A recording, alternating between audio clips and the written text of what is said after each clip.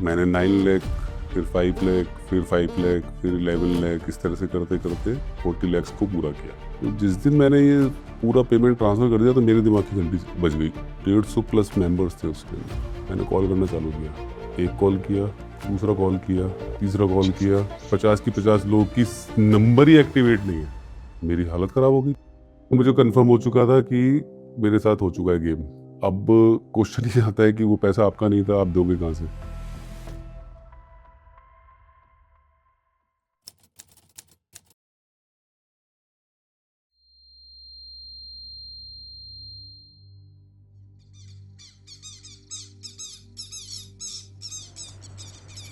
Sir 20-25 साल हो गए मेरे को जयपुर में रहते हुए। मेरे फादर मदर भी यहीं पास में ही 50 किलोमीटर्स यहाँ पे टाउन है फुलेरा, वहाँ रहते हैं। मेरी स्टडी भी वहीं से हुई है।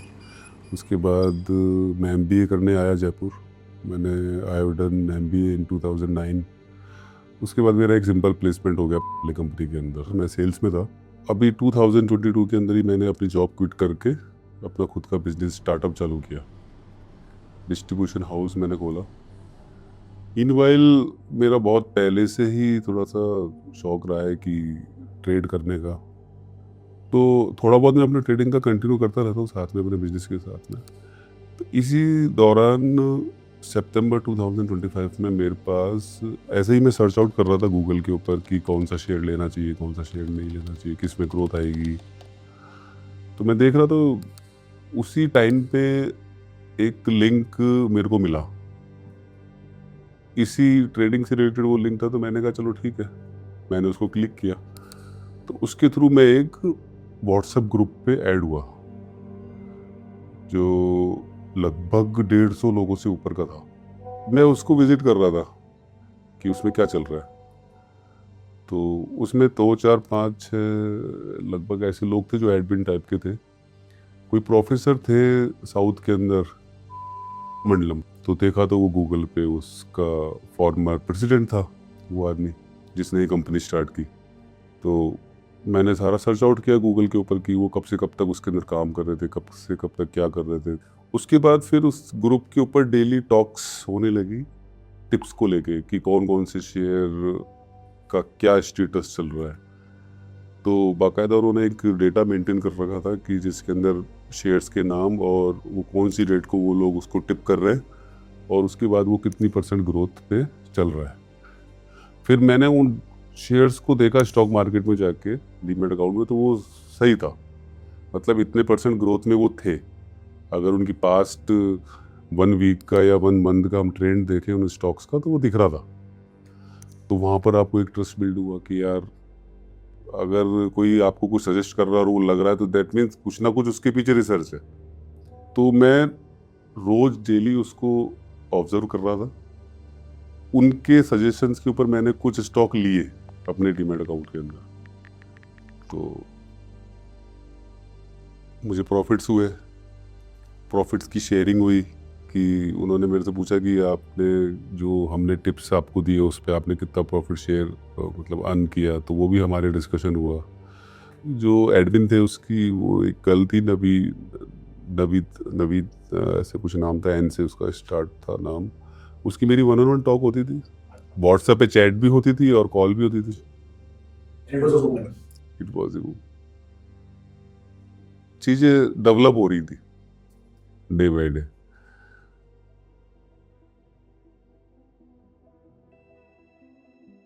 We associate very different values with the female gender, which is more nurturance, care, softness, not threat necessarily. The second, having a dedicated person, a dedicated staff member that you have access to, again adds to that sense of I have something to get back to. You feel anchored in the process. कि कुछ हुआ तो एक इंसान है जिसको मैं call करके फिगर आउट कर सकता हूँ कि अब क्या करना है। तो ऐसे करते करते 10-15 दिन निकल गए। सितंबर 2025 की स्टार्टिंग की बात है ये। उसके बाद वहाँ से एक मैसेज आया कि हम आपका एक इंस्टीट्यूशन अकाउंट खोलना चाहते हैं जिसके अंदर हम आपको इंस्टीट्यूशंस के रिलेटेड शेयर दिलवाएंगे जो कि ऑफ द बोर्ड लिए जाते हैं, मतलब बल्क डील की जाती है जिनके थ्रू क्या होता है, जैसे किसी कंपनी का शेयर है तो उस शेयर के अलावा कंपनीज उनसे बल्क में डील करती हैं, वो बल्क में शेयर अपना मार्केट में सेल करते हैं, जो रिटेलर्स नहीं होते हैं, वो इंस्टीट्यूशनल बायर्स होते हैं। जैसे 100 रुपये का शेयर है तो उनको 20% का डिस्काउंट मिल गया या 40% का डिस्काउंट मिल गया, तो वो शेयर जो 100 रुपये का है वो आपके पास 50 रुपीज़ में या 60 रुपीज़ में आ गया। तो बोले हम इस तरह से डील करते हैं जिसके थ्रू हम आपको 20% से लेकर 40% तक का प्रॉफिट अर्न करा सकते हैं आपके इन्वेस्टमेंट के ऊपर।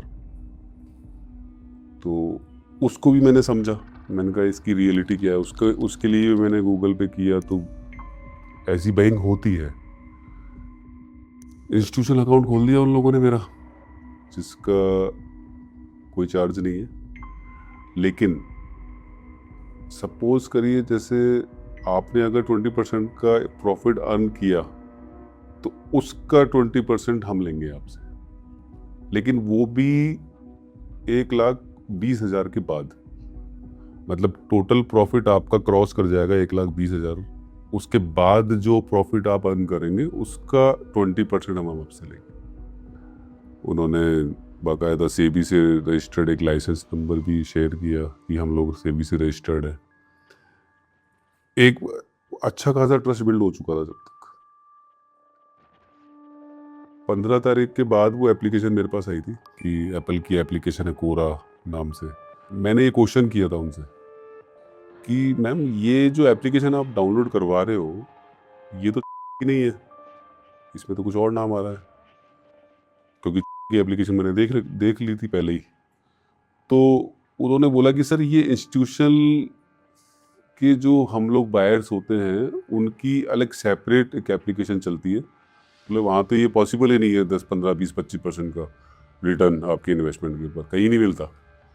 तो ये इनडायरेक्टली इसी तरीके से होता। तो उन्होंने मेरे को इस तरीके से कन्विंस किया, और बाकायदा जैसी दूसरी अदर एप्लीकेशंस होती हैं वैसी एप्लीकेशन थी, सारा सब कुछ था उसके अंदर। पूरा जो स्टॉक मार्केट की जो सारी लर्निंग्स और जो सारी इंसाइट्स वगैरह जो होती है, पूरे अकाउंट्स वगैरह, सारे स्टॉक्स और सारे विजिबल थे उसके अंदर। जैसे नॉर्मल डीमैट की जो एप्लीकेशंस होती हैं वैसी एप्लीकेशन है वो। बस फ़र्क इतना है कि उसके अंदर भी आपका अकाउंट है, तो आपका अकाउंट उन्होंने ऐड कर दिया था। उन्होंने कहा कि सर आप कितना इन्वेस्टमेंट करना चाहते हैं। मैंने कहा 5 लाख के आसपास मैं इन्वेस्ट करना चाहता हूँ। तो उन्होंने मुझे मना किया, बोले अभी आप 5 लाख इन्वेस्ट मत करिए। मैंने कहा यार गजब।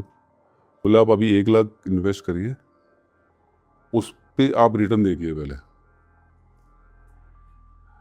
इन्होंने मेरे को अकाउंट नंबर दिया, राधा था या इधर प्राइम, 2 ही अकाउंट में मेरा ट्रांसफ़र है, तो इन दोनों में से कोई सा इन्होंने पहले दिया कि आपको इसमें अकाउंट में ट्रांसफ़र करना है। और ट्रांसफ़र कैसे करना है कि आपको बैंक जाके स्लिप भर के डिपॉजिट करना है। तो मैंने इनको मना कर दिया। मैंने कहा मैं ऐसे ट्रांसफ़र नहीं करता बैंक में जाके डिपॉजिट करके आपके अकाउंट में। तो वो प्रायोरिटाइज कर रहे थे उस चीज़ को कि ये कैश ही, जब मतलब वो सबके लिए ही था शायद, लेकिन मैं कभी कैश का काम करता ही नहीं हूँ। कैश मेरे पास होता ही नहीं, तो मैं कैश जमा कहाँ से कराऊँगा। पहले विड्रॉल करूँ ATM से जाके, फिर उसको जमा कराऊँ, तो दैट इज़ बहुत हेक्टिक है। इतना टाइम तो होता ही नहीं किसी के पास। मैंने इनको कहा, मैंने कहा मैम मैं ऐसे कैश डिपॉजिट नहीं करा सकता, आप मुझे अकाउंट नंबर दीजिए, मैं उसको ऐड करूँगा अपने अकाउंट के अंदर, उसके बाद ट्रांसफ़र होगा, सिंपल।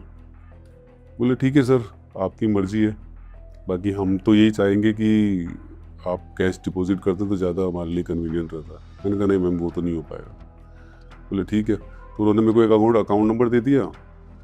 अकाउंट के अंदर मेरे को क्या इंस्ट्रक्शन दी है कि सर हम जब बोले हैं आपसे, जब ही आपको डिपॉजिट या ट्रांसफ़र करना है। मैंने कहा क्यों? तो जाहिर सी बात है, प्राइम राधा अलग अकाउंट्स थे, तो वही लिमिट्स वाली बात कि सर इनकी लिमिट्स हमारी इतना ज़्यादा ह्यूज इन्वेस्टमेंट होता है लोगों का कि हम लोग एक अकाउंट पे रह ही नहीं सकते, तो हमें डिफरेंट अकाउंट को यूज़ करना पड़ता है।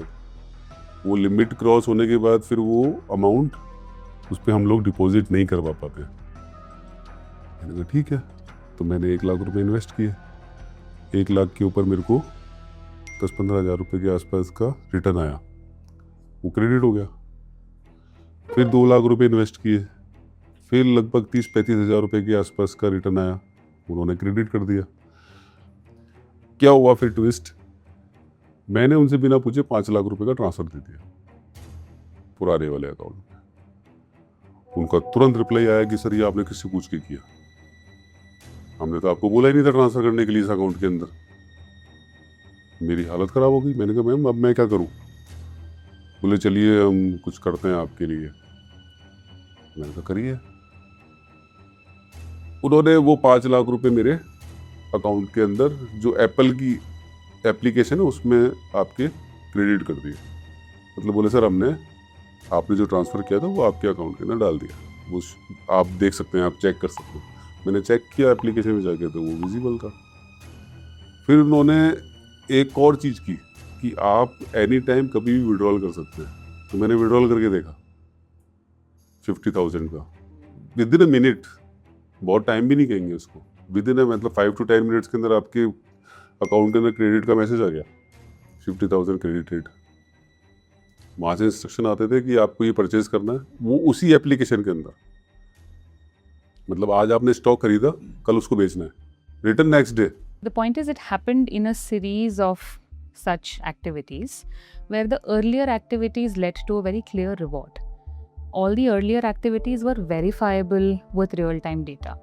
So, when I'm putting someone in that state of mind, there again, their alertness has been worn down already.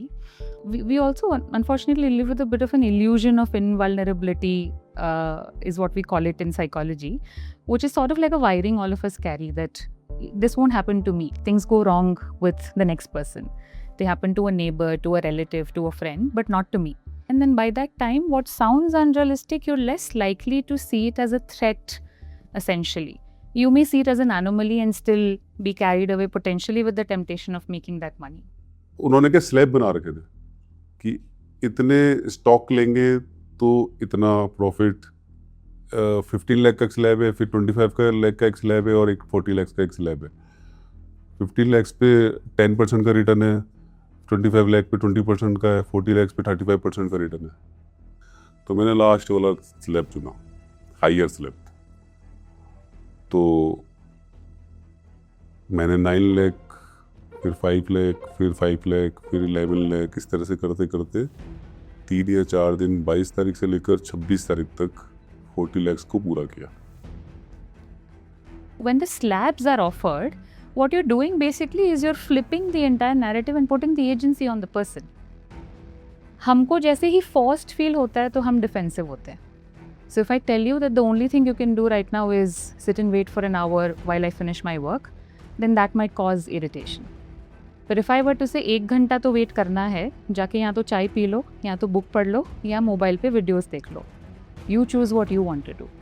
You're still waiting an hour, but now with agency, because you're doing it the way you want to. जिस दिन मैंने मतलब 26 सितंबर की बात है ये, तो जिस दिन मैंने ये पूरा पेमेंट ट्रांसफ़र कर दिया तो मेरे दिमाग की घंटी बज गई, उस दिन बजी, मतलब ट्रांसफ़र करने के बाद। यार 40 लाख आपने ट्रांसफ़र कर दिए, मेरे को अंदर से ऐसा कुछ हुआ, दिमाग में तभी बहुत ज़्यादा कुछ नहीं आता, लेकिन मेरे को अंदर से कुछ हुआ। 26 तारीख को रात को, दिन में हो चुका था, सुबह सारे ट्रांसफ़र हो चुके थे कंप्लीट। मैंने जो ग्रुप था 150 प्लस मेंबर्स थे उसके अंदर, मैंने कॉल करना चालू किया। एक कॉल किया, कॉल इज़ नॉट कंप्लीटेड। दूसरा कॉल किया, the number is not exist. तीसरा कॉल किया, नंबर इज नॉट एग्जिस्ट। ऐसे करते करते मैंने कम से कम 50 कॉल उस ग्रुप के 50 लोगों को कॉल कर दिया, किसी का नंबर एक्टिव नहीं था।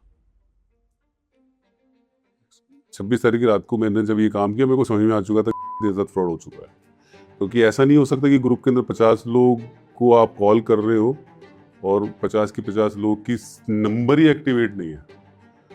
फिर मैंने उनको देखा ग्रुप के अंदर, तो वही लोग जिनको मैं कॉल कर रहा हूँ वो एक्टिव है व्हाट्सएप के ऊपर, मतलब they are messaging each other but talk नहीं कर सकते।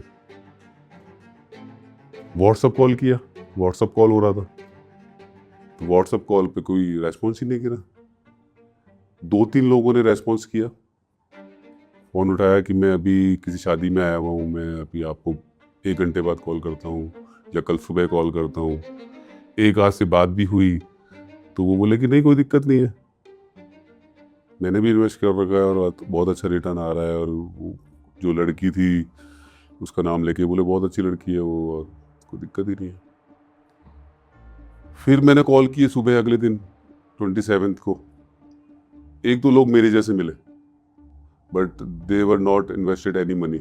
वो बोल रहे थे कि सिर्फ हमने एक अपनी इंफॉर्मेशन के लिए ग्रुप ज्वाइन किया हुआ है, किसी ने करवा दिया, जैसे मैं हुआ था वैसे वो लोग हो गए थे। बोले हम लोग टिप्स वगैरह देखते रहते लेकिन मैंने कोई इन्वेस्टमेंट नहीं किया। ऐसे लोग मिले, लेकिन उसके अंदर से 95% लोग एक्टिव ही नहीं थे, जिनकी सिम एक्टिवेट नहीं थी। उन्होंने व्हाट्सएप कैसे एक्टिवेट कर रखा था, किसके थ्रू कर रखा था, आई डोंट नो। मेरे पास जो ICICI की जो डीमैट की एप्लीकेशन है जिसमें मेरा अकाउंट है, उसमें कोई भी स्टॉक होता है, कोई भी जो NSE या BSE में लिस्ट है, उसका दिन भर का वॉल्यूम दिखता है कि उसमें आज कितना वॉल्यूम ट्रेड हुआ। किसी में 1 लाख, किसी में 10,000, किसी में 5,000, किसी में 5 लाख, किसी में 1 करोड़। इतने लेवल के नंबर के वॉल्यूम्स होते हैं स्टॉक के, अपने अपने होते हैं। उन्होंने जो मेरे को स्टॉक परचेज करवाया उसका वॉल्यूम मैंने देखा था, उस वॉल्यूम के अंदर कोई चेंजेस नहीं था। 27 तारीख को मुझे कंफर्म हो चुका था कि मेरे साथ हो चुका है गेम। 1 महीने से ये सारी चीजें चल रही थी। Actually they are watching you, वो आपको बहुत अच्छे से समझने की कोशिश कर रहे हैं। ऐसा नहीं है कि आप समझ रहे हो उनको, वो भी आपको बहुत अच्छे से समझ रहे हैं। The grooming that we talk about, where you're preparing the person before you can actually attack them, so to speak, the baiting that you're doing with them, every time this person is responding, उनको वहाँ पे कोई एक evidence create हो रहा है कि अच्छा this is going to work, this is how it's working. अभी तक back off नहीं किया, अभी तक bluff call out नहीं किया, अभी तक attack नहीं किया। किसी को greed है, किसी को insecurity या anxiety है, किसी को quick fix या quick money की ज़रूरत है, किसी को so many other reasons and factors. So identifying these weak spots and being able to exploit them and accordingly offering what that person needs in a broader sense is social engineering. मतलब मैं तो ये कहूँगा कि they people are very experts. जो भी लोग ये फ्रॉड करते हैं, मतलब वो साधारण लोग नहीं है।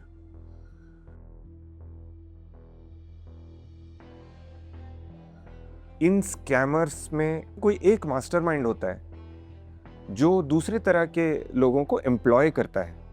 तो आप देखेंगे कि जो ये ऐप्स बना सकते हैं, हैकर्स, सॉफ्टवेयर डेवलपर्स जो फ्रीलांस कर रहे हैं, पैसा बनाना चाहते हैं, trying to make quick money, या फिर ऐसे लोग जिनके पास फाइनेंशियल सर्विसेज इंडस्ट्री का नॉलेज है, तो चाहे वो बैंकिंग सेक्टर में हो, इंश्योरेंस में हो, लोन्स, लेंडिंग, इन्वेस्टमेंट, तो ये सारे वो एरियाज हैं जिनमें लोगों को समझ में आता है कि यार मनी मूवमेंट कैसा होता है। यूजुअली स्कैमर किसी एक चीज़ में स्ट्रांग होगा और जिस एरिया में उसके पास वो नॉलेज नहीं होगी उन लोगों को वो एम्प्लॉय करेगा। सो एप्पल ऐप स्टोर पे जब किसी को कोई ऐप पब्लिश करनी होती है तो उनको अपना डेवलपर अकाउंट ओपन करना होता है। तो developer account as an individual भी आप ओपन कर सकते हैं या फिर अपनी कॉर्पोरेट एंटिटी के बिहाफ पे भी आप ओपन कर सकते हैं। अगर कॉर्पोरेट एंटिटी के बिहाफ पे कर रहे हैं so it goes through a rigorous process of verifying whether this entity is real or not, whether the directors ka contact, they also try and call and then verify whether you are the right owner of this company or not. This is standard process, but scammers are able to steal other companies' information and are able to create fake developer accounts just by stealing another company's name and information. मैं Apple के ecosystem में कोई app बना रहा हूँ और मुझे app store पे सबमिट करना है, तो मेरे पास एप्पल का एक डेवलपर अकाउंट होना चाहिए। और ये जो अनयूज्ड अकाउंट्स होते हैं, जैसे मैं कॉलेज में था, मैंने एक डेवलपर अकाउंट बनाया, मैं कुछ दिनों तक, महीनों तक, जब तक मेरा कोर्स वर्क चल रहा था कॉलेज में, मैं ये डेवलपर अकाउंट यूज़ कर रहा था। पर उसके बाद अब 5-10 साल हो चुके हैं, ये अकाउंट यूज़ ही नहीं हो रहा है। ये अनयूज्ड अकाउंट्स प्राइम टारगेट्स होते हैं हैकर्स के लिए, और ये इंफॉर्मेशन यूजुअली कॉमन डेटाबेसेस में कहीं ना कहीं स्टोर्ड होती है। अगर ये डेटाबेसेस कॉम्प्रोमाइज़ हो जाते हैं तब ये डिटेल्स इन बल्क अवेलेबल होते हैं for trading, and that is what these scammers use to purchase and sell their fraud apps. मैंने उनको रियलाइज नहीं करवाया कि मेरे को पता लग गया है या तुम लोग क्या कर रहे हो, तो मैं उनसे रेगुलर टॉक करता रहा। मैंने कहा मैम मेरा इतना मैंने इन्वेस्टमेंट कर दिया तो मेरे को रिटर्न तो दो। तो बोली बिल्कुल सर, आपको जो है आप रिफंड के लिए डाल दीजिए तो हम लोग रिफंड कर देंगे। तो मैंने रिफंड 40 लाख डाल दिया। वहाँ से मैसेज आया कि सर आप 40 लाख रिफंड नहीं कर सकते एक बार में, आप 5 लाख या 5 लाख से कम का अमाउंट ही रिफंड कर सकते हैं। मैंने कहा क्यों मैम, ऐसा क्यों? बोले ये पॉलिसी है, क्योंकि एकदम से आप अगर सारा पेमेंट निकाल लेंगे तो फिर हमारे ऊपर क्वेश्चन आ जाता है कि कौन है, कौन रोटेट कर रहा है अपने पैसे को इतना जल्दी फास्ट, किस चीज़ का पैसा है, वो बहुत सारी चीज़ें क्लॉजेज मेरे को बता दिए। मैंने कहा ठीक है 5 लाख का रिफंड मैं डाल देता हूँ, आप 5 लाख का। बोले ठीक है आप डाल दीजिए। तो उसके लिए फिर डिस्कस, बोले अभी सर्वर डाउन है, अभी ये है, आज संडे है, आज सैटरडे है, तो बोले वो प्रोसेस में, बोले हो जाएगा। ठीक है, संडे आ गया, 28 सितंबर संडे था, जिस दिन मैंने सुबह साइबर के अंदर कंप्लेन करवाई थी। तो मुझे पता लग गया था कि ये हो चुका है अपने साथ काम, जबकि मैंने उनको बताई नहीं ये चीज़ कि मुझे पता लग गया। मैं बहुत अच्छे तरीके, जैसे जिस तरीके से मैं पहले बात कर रहा था उनके साथ, वैसे ही उसी बेग के अंदर ही मैं उनसे बात करता रहा। मैंने कहा इनसे लड़ने झगड़ने से तो ये अभी ब्लॉक कर देंगे, हटा देंगे, आपके पास क्या कुछ भी नहीं है, नंबर तो एक्टिवेट है नहीं। उनसे मेरी ऐसी रेगुलर नॉर्मल बात चल रही थी। इसी दौरान मैं पहुंच गया मेरे फ्रेंड के साथ। मेरे फ्रेंड को, मेरे जो पार्टनर है उनको बताया फिर मैंने संडे को मॉर्निंग के अंदर कि ऐसा ऐसा हो गया। वही मेरे को फिर साइबर जो यहाँ पे थाना है सी स्कीम के अंदर, वहाँ लेके गए। वहाँ पे हमने जाके कंप्लेन कराई। कंप्लेन कराते के साथ ही उन्होंने वो जो बैंक अकाउंट थे, करंट अकाउंट थे दो, एक तो बेंगलोर में था और एक मुंबई में था, Radha enterprises and prime enterprises, ये दो अकाउंट्स के अंदर पेमेंट ट्रांसफ़र हुए थे रेगुलर। मेरे जो 40 लाख हुए थे वो दोनों इन्हीं अकाउंट्स के अंदर हुए थे और ये दोनों करंट अकाउंट हैं। तो संडे को मैंने कंप्लेन करा दी थी साइबर से, वहाँ से ब्लॉकेज चालू हो गए थे, होल्ड लगना चालू हो गया।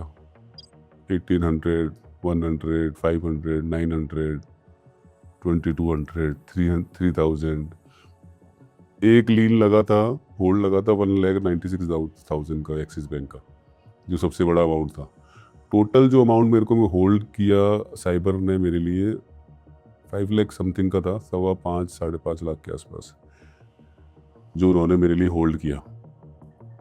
मतलब जो दो बैंकों के अंदर मैंने ट्रांसफ़र किया था अमाउंट 40 लाख का, वो विद इन ए टाइम सब जगह डिस्ट्रीब्यूट हो गया। कितना अमाउंट हुआ वो मुझे नहीं पता, लेकिन हजारों अकाउंट्स के अंदर वो डिस्ट्रीब्यूट हो गया। 1 लेयर तक, 2 लेयर तक, 3 लेयर तक, शायद 4 लेयर तक साइबर में जो लोग हैं वो होल्ड करते हैं, उसके आगे तक चला गया पेमेंट वो। और जिन अकाउंट्स के अंदर हमने ट्रांसफ़र किया था उसके अंदर नेगेटिव बैलेंस हो गया, लगभग 1.5 करोड़ 3 करोड़ के ऊपर का उनके ऊपर लीन लगा हुआ है उन दोनों अकाउंट्स के ऊपर। मतलब बहुत सारे लोगों के साथ उन्होंने चीट किया उस टाइम पे। Money moves through layers of accounts, not necessarily bank accounts, but accounts. जो आपका पहला बैंक अकाउंट होता है जहाँ पे ये पैसा कस्टमर से लैंड होता है, वो यूजुअली एक लेजिटिमेट बैंक अकाउंट होता है। वो बैंक अकाउंट किसी रियल पर्सन के नाम पे रियल आइडेंटिटी क्रेडेंशियल्स को यूज़ करके बनाया गया होता है। In rural India people are paid small sums of money in order to share their PAN, Aadhaar details and documents. इन डॉक्यूमेंट्स को और इस डेटा को कलेक्ट किया जाता है और फिर बेचा जाता है on the dark web, so that bank accounts can be created. और ये चीज़ें सिर्फ स्कैमर्स ही नहीं, even terrorists make use of. ये होता है पहला लेयर। पहले लेयर पे जब पैसा लैंड होता है, इसका काम सिर्फ ये होता है कि उस पैसे को रिसीव कर पाए। स्कैमर को भी पता है ये बैंक अकाउंट्स बहुत जल्दी बनते हैं, फ्रीज होते हैं, बंद हो जाते हैं, रीसर्क्यूलेट होते रहते हैं। ये होता है पहला लेयर। दूसरा लेयर होता है जिसे मिड लेयर बोला जाता है। वहाँ पे कॉरपोरेट अकाउंट्स होते हैं, कॉर्पोरेट अकाउंट्स यूजुअली यूज किए जाते हैं क्योंकि they are meant for large scale money transactions. Bank के जो फ्रॉड चेक्स होते हैं उनके लिमिट्स ज़्यादा होते हैं। अगर आपका इंडिविजुअल बैंक अकाउंट हो और सडनली आपने 2 या 3 लाख का कोई ट्रांजैक्शन कर दिया किसी वेबसाइट पे या यूएस डॉलर्स में या outside of the Indian rupee, immediately आपको बैंक से फ़ोन आता है कि सर आपके बैंक अकाउंट पे एक ट्रांजैक्शन हुआ है, ये आप ही ने किया है कि नहीं किया है। ये phone call on a corporate account बहुत ज़्यादा लिमिट पे आएगा, मतलब करोड़ों पे जब होगा तब शायद वो कॉल आए। तो फ्रॉड डिटेक्शन की जो थ्रेशोल्ड्स होती हैं वो काफ़ी ज़्यादा होती हैं कॉर्पोरेट अकाउंट्स में, and therefore the scope to move money in bulk is more. Third layer आपका होता है जहाँ से पैसा निकाल दिया जाता है, द एग्जिट अकाउंट, और ये यूजुअली बैंकिंग सिस्टम के बाहर होते हैं 2 तरीके से। या तो पैसा अब करेंसी से किसी और ही टोकन में कन्वर्ट किया जाता है जैसे क्रिप्टो करेंसी, और अब इसको ट्रेस करना बहुत मुश्किल हो जाता है किसी भी बैंकिंग सिस्टम में, या फिर ये किसी ऐसे ओवरसीज बैंकिंग सिस्टम में चला जाता है जो इंडियन गवर्नमेंट के फ्रॉड परव्यू से बाहर होता है। तो इन कंट्रीज में ये स्कैमर्स बैंक अकाउंट्स ओपन करते हैं और जैसे ही पैसा उनमें जाता है इंडियन गवर्नमेंट का उन पे कंट्रोल और परव्यू खत्म हो जाता है। मेरी उनसे रेगुलर बात चल रही थी कि मैम वो मेरा 5 लाख तो करवाइए, जो मुझे मेरे फ्रेंड्स का भी इन्वेस्ट कराना है उसको कैसे ट्रस्ट दिलाऊं। मैंने उनसे बात की थी कि मैं मेरे फ्रेंड्स का भी कुछ इन्वेस्टमेंट कराऊंगा आपके लिए। जब मुझे 26-27 तारीख को लग गया था ना कि ये तेरे साथ हो गया है, कि क्या पता ये लोग उसमें आ जाएं कि भाई एक मुर्गा है दूसरा मुर्गा और मिल जाए, तो शायद वो लोगों ने कंसीडर कर लिया। तो मंडे मॉर्निंग को मेरे पास 5 लाख रुपीस का रिफंड आ गया, तो 35 लैक्स मेरे रह गए 40 के अंदर से। मैंने कहा मैम 5 लाख आ गया, बहुत बहुत थैंक यू, लेकिन मेरे को 5 लाख और चाहिए। मेरे फ्रेंड ने मेरे को बोला है कि कम से कम 10 लाख का विड्रॉल मेरे को दिखा अगर मेरे अकाउंट में, जब भी मैं अपना इन्वेस्ट करूँगा। मैंने बहुत सारी चीज़ें एक्सक्यूज डाले थे उसके अंदर, बट उनको फर्क नहीं पड़ा उस चीज़ का। उनका काम मेरे लेवल पे ख़त्म हो चुका था। कोशिश कर रहे थे वो लोग कि कुछ और मिल जाए, बट मैं अड़ रहा था कि मेरे को पहले विड्रॉल चाहिए। तो वो फिर जो हमारी बहुत अच्छी गुडी टॉक्स चल रही थी वो थोड़ी सी हार्श होने लग गई। मैंने कहा एक काम करिए, आप छोड़िए प्रॉफिट को, मैंने जो इन्वेस्ट किया वही पेमेंट मेरे को वापस कर दीजिए। तो उन्होंने मेरे को बोल हिसाब किताब लगा के भेज दिया, बोले 35 लैक्स का इंस्टीट्यूशन अकाउंट की कॉस्टिंग है। 5 लाख तो दे ही दिए थे उन्होंने, बोले आप 35 लैक्स जमा कराइए तो हम आपका 40 लैक्स वापस। मैंने कहा पागल हूँ क्या मैं, जो 35 लाख जमा कराऊँ अब उसके बाद आप मेरे को 40 लैक्स दो। जिस ऐप के थ्रू जो मुझे ट्रस्ट मिला था कि एप्पल की एप्लीकेशन है कोरा नाम से, वो अभी तक भी एक्टिव है।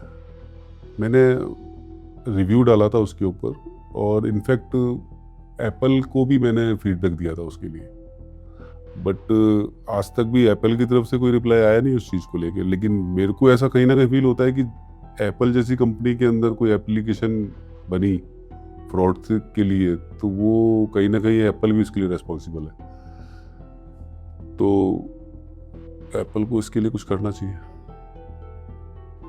एप्पल और ऐप के बीच में 2 या 3 टच पॉइंट्स होते हैं। सबसे पहला टच पॉइंट ये होता है कि आपने एक नई ऐप बनाई, आप ऐप स्टोर पे जब उसको लेके जाना चाहते हो लाइव, उससे पहले एक रिव्यू प्रोसेस होता है। इस रिव्यू प्रोसेस में एप्पल सिक्योरिटी, रिलायबिलिटी, परफॉर्मेंस, इसके बेसिस पे ऐप को टेस्ट करती है और फिर अप्रूव करती है कि ये अब ऐप स्टोर पे लाइव जा सकती है। इन वाले ऐप्स में 2 या 3 चीज़ें यूजुअली कॉमन होती हैं।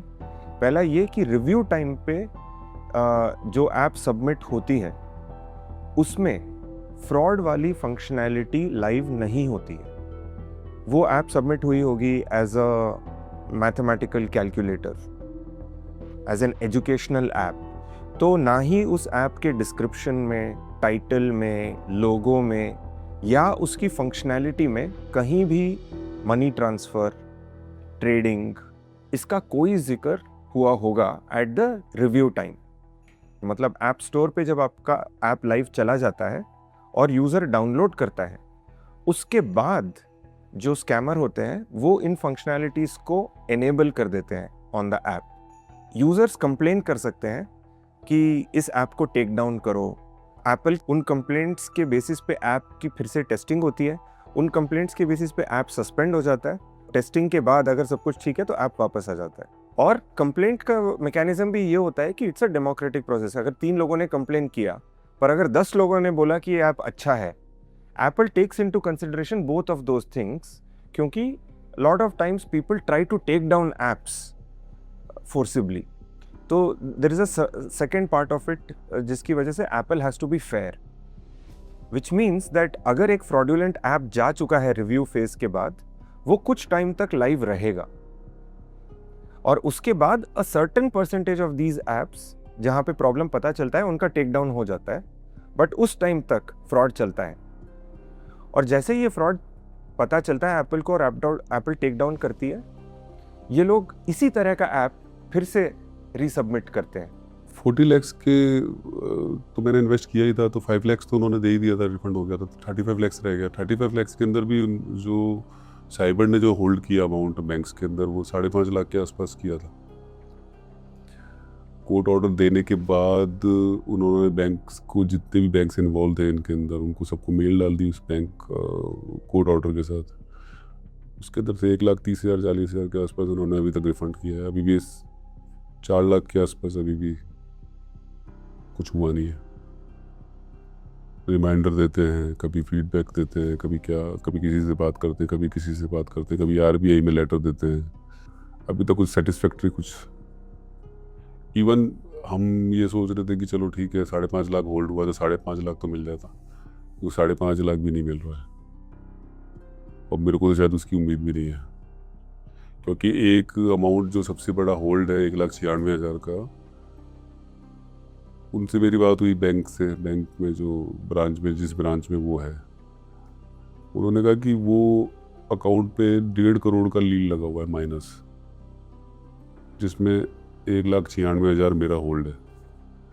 और ऐसे कितने कोर्ट ऑर्डर उनके पास पड़े हुए हैं अलग अलग लोगों के उस अमाउंट के लिए, तो बोले किसको दें। तो उन्होंने भी पेटिशन लगा दी है बैंक में कि वो petition, nodal officer will decide कि क्या करना है उस अमाउंट का। कोई उम्मीद करना बेकार है, क्योंकि क्या है ना, बहुत सारे लोगों ने उस पे, बहुत सारे लोग उस पे NOC दे दे बैंक को कि साहब हमारा पैसा नहीं है ये। जब जाके बैंक आपको देगी, वैसा कोई NOC देगा नहीं, वो अमाउंट पड़ा रहेगा।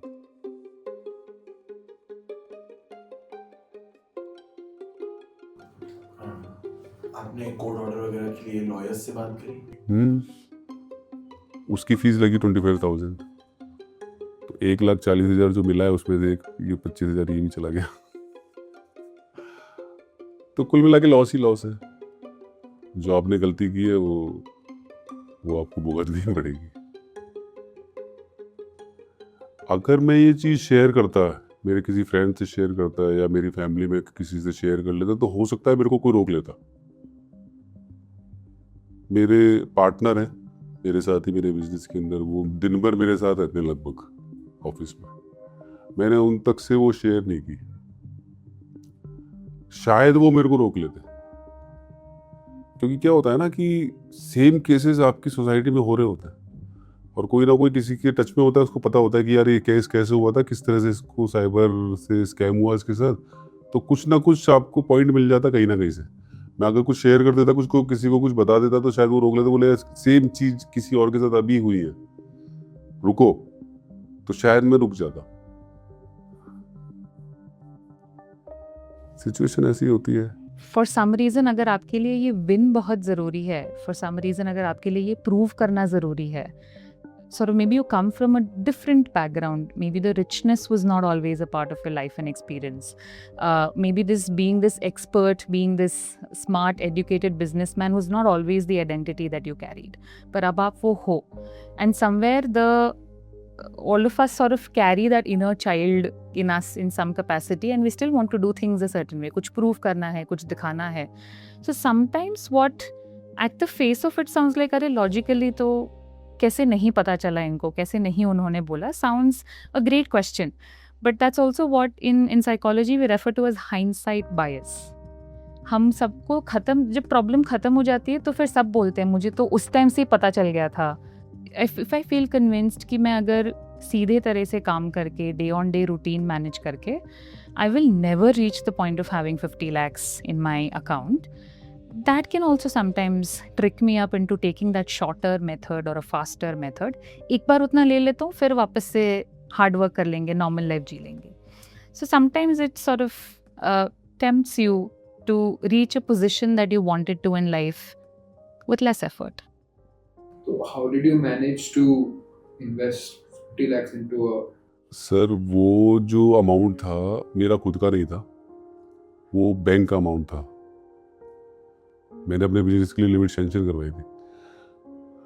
वो 45 लाख सीधा की सीधा इस स्कैम के अंदर चला गया. अब क्वेश्चन ये आता है कि वो पैसा आपका नहीं था, आप दोगे कहाँ से? अभी जो कोलेटरल था उस बैंक के पास मेरा प्लॉट था एक, जिसके भी पे उन्होंने मेरे को लिमिट सैंक्शन की थी, तो मुझे वो सेल आउट करना पड़ा. जो आपने 15 साल से जो अर्न किया उसके बदले जो आपने प्लॉट खरीदा उसको आपको बेचना पड़ा, और कोई ऑप्शन नहीं था.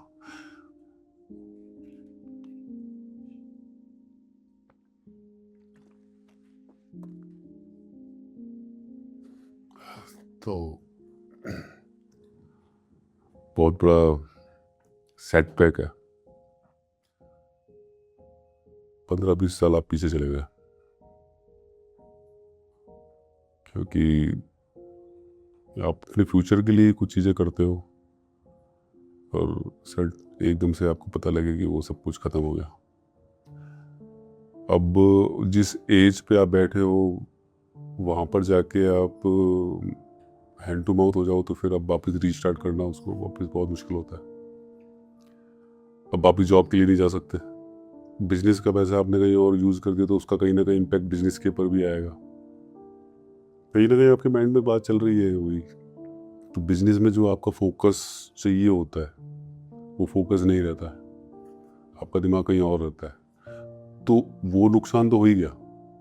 एग्जिस्टिंग जो आप बिजनेस जो काम कर रहे हो उसके अंदर भी सेटबैक आएंगे.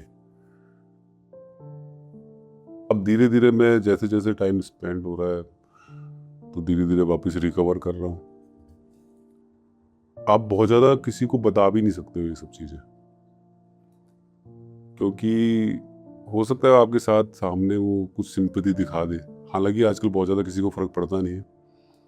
सामने आपको हो सकता है वो सिंपैथी दिखा दे, वरना बाद में वो आपको बेवकूफ़ भी कह रहा होगा पीछे स्टोरी के अंदर कि बोले क्या आदमी है. मेरे जो फ्रेंड सर्कल है वो सोचते तेरे साथ ऐसा हो गया, तू तो इतना होशियार बंदा था. कभी होशियार था.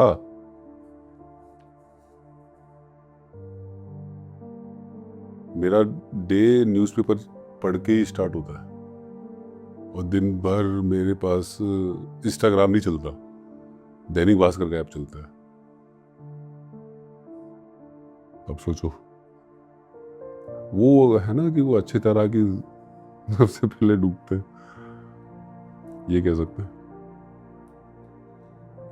जब मैं साइबर में गया, साइबर थाने में आईजी एसपी लोगों से मैं मिला, तो कुछ केस पे करना है वो तो अलग चीज हो गई. वो उनका ज्ञान चालू हो गया. बोले यार रोज पेपर में आ रहा है, रोज न्यूज में आ रहा है, फिर भी आप ये कर रहे हो, आप पढ़े लिखे हो, आप ये हो वो.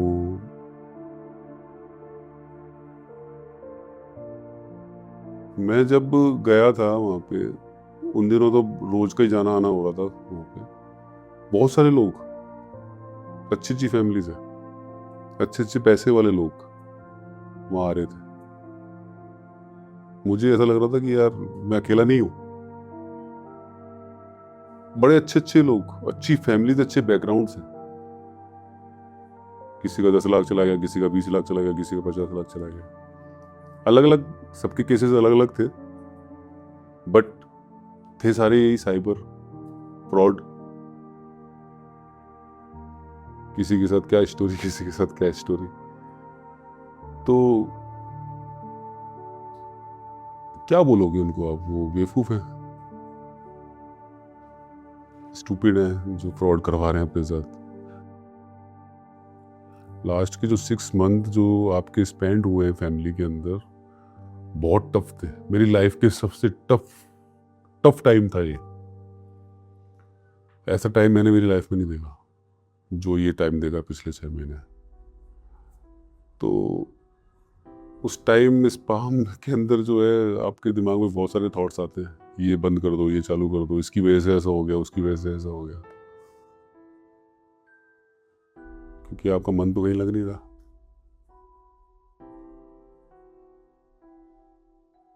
जब ये केस हुआ मेरे साथ तो मैं अकेला नहीं रहता था, क्योंकि मुझे फील हो रहा था जैसे मैं अकेला हो रहा हूँ वैसे मेरे घमासान चालू हो जाता था। तो मैंने अकेला रहना बंद कर दिया बिल्कुल। मैं किसी ना किसी के साथ तब स्टार्टिंग के 2 महीने तक लगभग,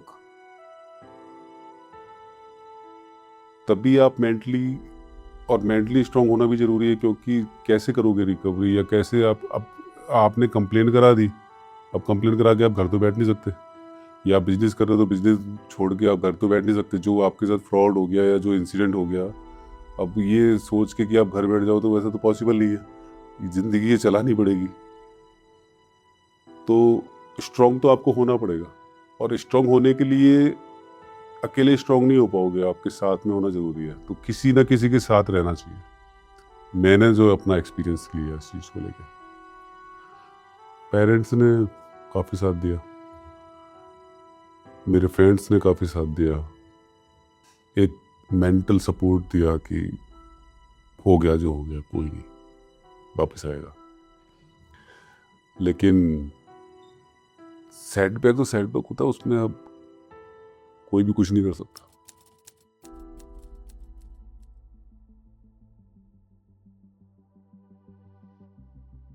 और जहाँ तक 2025 के I4C ने जो साइबर फ्रॉड्स का जो डेटा पब्लिश किया है, उसमें 77% of almost 19,000 crore rupees are linked with investment and trading related frauds. जब स्कैमर्स अपना ऐसा कोई भी प्लान अपने प्राइवेट व्हाट्सएप ग्रुप्स में डिस्कस करते हैं, जिस भी सेबी रजिस्टर्ड कंपनी का वो नाम लेते हैं या सेबी का रजिस्ट्रेशन नंबर वो कहीं पे फ्लोट करते हैं, तो वो सच में उसी कंपनी का होता है जिस कंपनी का वो मिसयूज़ कर रहे हैं। तो अगर आप वेरीफाई करने भी गूगल पे जाएंगे हो कि ये किसका सेबी रजिस्ट्रेशन नंबर है, तो इंटरनेट पे आपको वो जो जेन्युइन कंपनी है उसी का मिलेगा। सो सेबी का रजिस्ट्रेशन नंबर, ये सब पब्लिक इन्फॉर्मेशन है। कौन किसका यूज़ कर रहा है, उस क्लेम को आप कैसे वेरीफाई करेंगे कि ये right owner of this registration है या नहीं है? आइडेंटिफिकेशन का सबसे स्ट्रॉन्ग प्रिंसिपल होता है verification when it comes to a financial transaction, any kind of financial transaction. तो अगर आपके फ़ोन पे एक ऐप इंस्टॉल्ड है और उसके ऊपर लोगो दिख रहा है HDFC का, ICICI का, SBI का, किसी भी बैंक का, पहली चीज़ ये होती है कि ऐप को आप वेरीफाई कीजिए विथ अनदर सोर्स। वेबसाइट पे जाइए उस बैंक के, जैसे इस वाले स्कैम में भी अगर आप देखेंगे, विक्टिम ने बहुत सही आइडेंटिफाई किया था। उसने बोला था कि आप बात कर रहे हैं की, और ऐप में तो का कोई नामो निशान नहीं है। वो एक रेड फ्लैग था। उसने वेरीफाई करने की कोशिश की थी वहां पे। अगर कोई भी फाइनेंशियल ट्रांजैक्शन आप ऐप पे कर रहे हैं, आप ₹1 का ट्रांजैक्शन कीजिए और उसको वेरीफाई कीजिए अपने बैंक के साथ कि जो ऐप दिखा रहा है कि ₹1 यहाँ से यहाँ गया और ये UTR नंबर है, क्या मैं अपने बैंक के थ्रू भी वेरीफाई कर सकता हूँ? उनको फ़ोन लगाइए, आपके बैंक के वेबसाइट के थ्रू वेरीफाई कीजिए, आपके बैंक के ऐप के थ्रू वेरीफाई कीजिए। तो 2 ऐप्स हैं जिनके थ्रू आप वेरीफाई कर रहे हैं कि भाई ये दिखा रहा है और वो जो दिखा रहा है वो सही है। और जब पैसे की बात आती है, the more the number of times you verify, the more secure you are going to be. As soon as possible उनको जो साइबर क्राइम की जो कंप्लेन है वो cybercrime.gov.in और 1930 पे कॉल करके उनको वो दर्ज करानी चाहिए और फॉलो अप करना चाहिए, कि ताकि जो उनका रिसेंट जो पैसा जिस अकाउंट में उन्होंने ट्रांसफ़र किया है वो जल्दी से जल्दी ब्लॉक हो सके। और जब पैसा ब्लॉक होगा तभी आपको वापस रिकवर होने के या मिलने के चांसेस हैं। अगर आप उस प्रोसेस में देरी करते हैं तो पैसा जो है वो सिस्टम से दूर चला जाएगा एंड आपका पैसा जो आपको रिटर्न कभी मिल नहीं पाएगा।